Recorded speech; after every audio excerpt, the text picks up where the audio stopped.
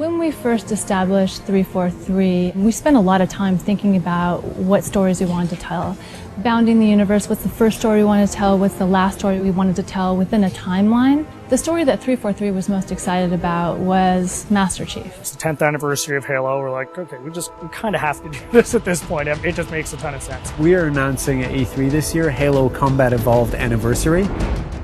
And we're announcing Halo 4, which is the first in the new trilogy of Halo games. I think for most people, Halo 1 is the quintessential Halo.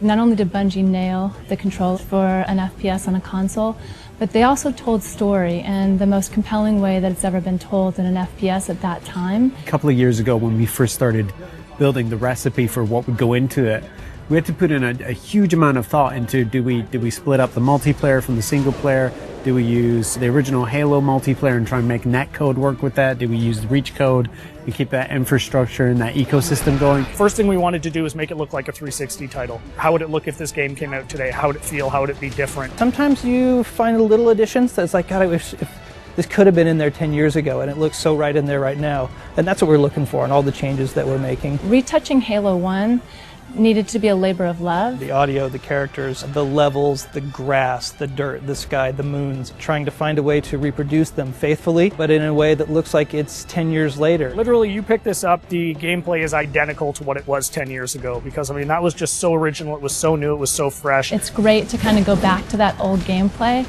and feel as powerful as you did in both vehicles and with the pistol. The Halo 1 pistol is back. It is still wildly overpowered. 3 shots to the head from anywhere on the map will kill anything.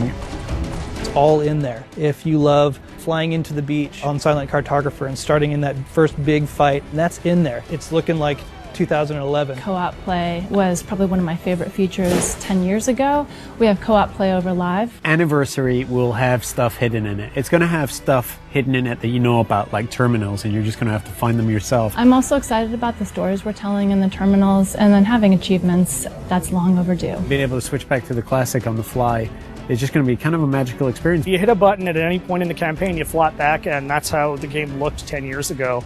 It's just great from a history standpoint to just look at it and go like, oh wow, my god, this is the game I remember. It feels like a modern game. It feels like an FPS that came out yesterday. It does not feel 10 years old. So we didn't touch the gameplay, but it's amazingly beautiful now. You look up in the sky and you see the Halo ring and you see the mountains and you're like, I've never been someplace like this before. And I feel that again now, seeing it. I mean, I feel like I did 10 years ago. The beauty of this is this time on Xbox Live, you can just get back together with the same old crew and the same old posse, and I think virtual pizza parties are going to be the order of the day. It's super exciting to finally be able to talk about what we've been working on for the last years. Just reliving the Halo 1 campaign. For most people, the overall experience is going to be pretty incredible. We get Halo, we respect Halo, we appreciate it, and we're going to do right by it. What we're going to see at E3 is just going to be a first taste of that. I'm looking forward to being able to dish out a little bit more in the months to come. At PAX this August, we have Halo Fest, where you'll hear more about Halo 4,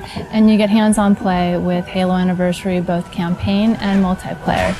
That's going to be a blast and a hell of a way to finish the summer.